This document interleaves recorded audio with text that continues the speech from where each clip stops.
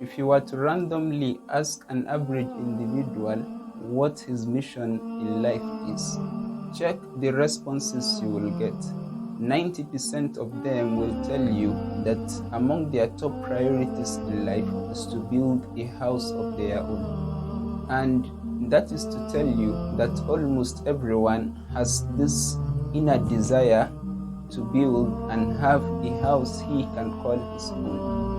That is why you will see that most of the people who are yet to have their own houses, it's either they have a land they are developing, or they have a landed property they intend to develop in no time. And you will notice that many of these people trying to build a house of their own are not actually doing it at their own conveniences. They are struggling, toiling, starving themselves and their own families just to see that they have a roof on top of their head. So they do this by joining contribution or saving a particular amount of money, of which at the end of the year they will use to develop their building project. Remember, they are going through these sacrifices with zero assurance that they are going to live to witness the end of this building project. And subhanallah, even after completing this building project, there is no assurance that they are going to live inside it before death will visit.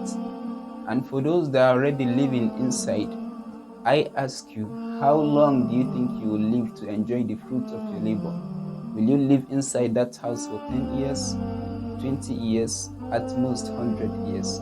And subhanallah, the angel of death narrating one of his experiences said, there is this man that breathed his last when he is few steps into this building. This is after living all his life to build this house. But few steps to go in, he breathed his last. Subhanallah, he couldn't even live for more few seconds to at least go inside the room, at least have the feeling of what he lived all his life trying to build. No, he died before entering that building. Allahu Akbar. This is the reality of this life. If only we could channel the same attention and energy we put in building houses in this dunya that is faniya, that is transient and temporary, if only we could channel the same attention to building houses in akhirah, that is darul qarar, a home that will remain forever, then we will have been better. Or don't we know that there is need for us to build a house for ourselves in akhirah? If you don't know, then today I share with you why you need to get a house for yourself in akhirah and not just in this dunya. One man came to Ali karramallahu wajhah. He came to him with the task that he should help him draft a contract of sale, because he actually wants to sell his house out to someone.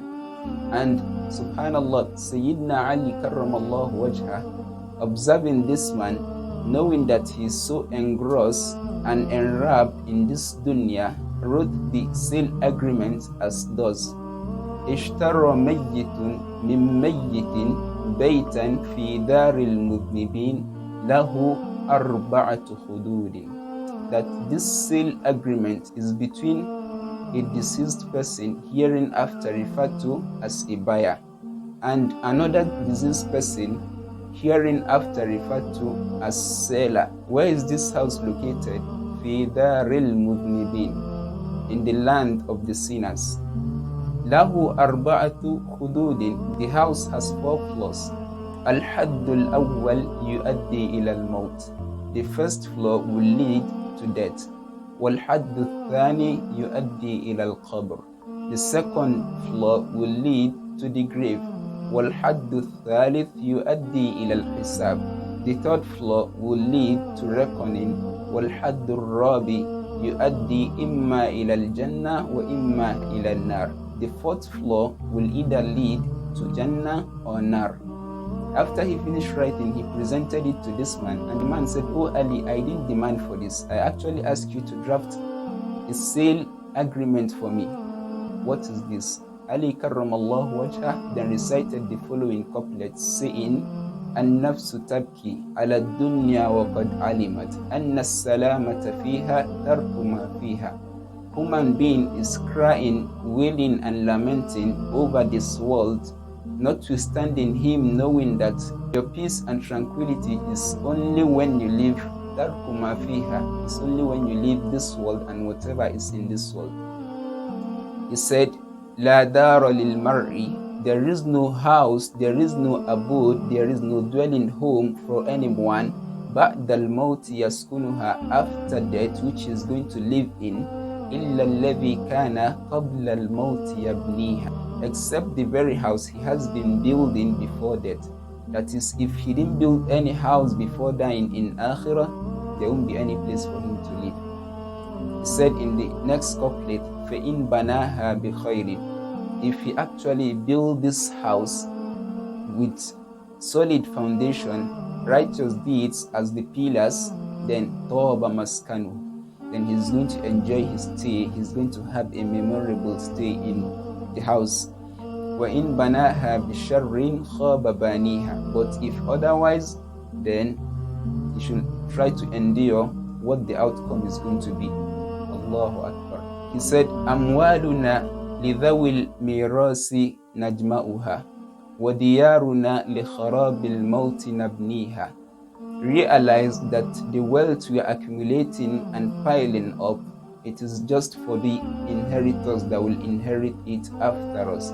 وَدِيَارُنَا, and for all the lofty buildings we are erecting, all the mansions, لِخَرَابِ الْمَوْتِ نَبْنِيهَا. Its demolition and destruction is just a waiting time. Its demolition will come naturally with the passage of time. Allahu Akbar.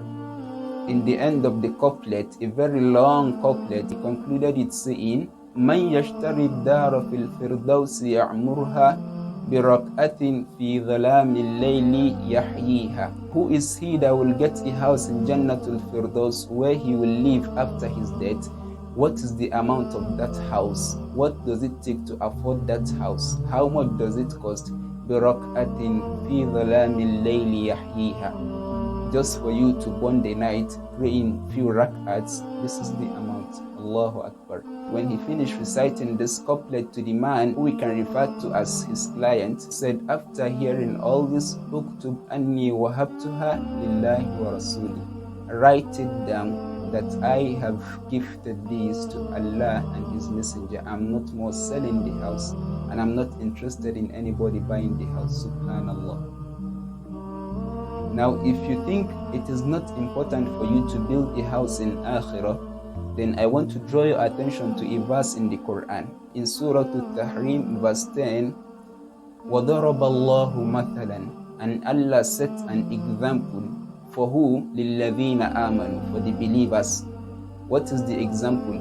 إِمْرَأَةَ فِرْعَوْنَ. The example is in the life of the wife of Fir'aun, named Asiya alayha salam. What is the example we are to learn from her life? إِذْ قَالَتْ, the time when she said, رَبِّ ابْنِ لِي إِنْدَكَ بَيْتًا فِي الْجَنَّةِ, Oh my Lord, build for me a house with you there in Jannah. Do you see that it is important for you to get a house for yourself in Jannah?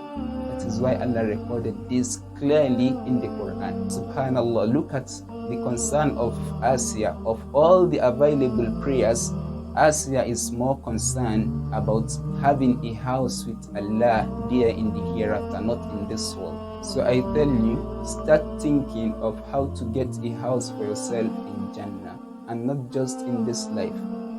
How will you get the house in Jannah? Through your righteous deeds. May Allah subhanahu wa ta'ala make it easy for us and build a house for us with him there in Jannah. Wa akhiru da'wana anil hamdulillahi rabbil alamin.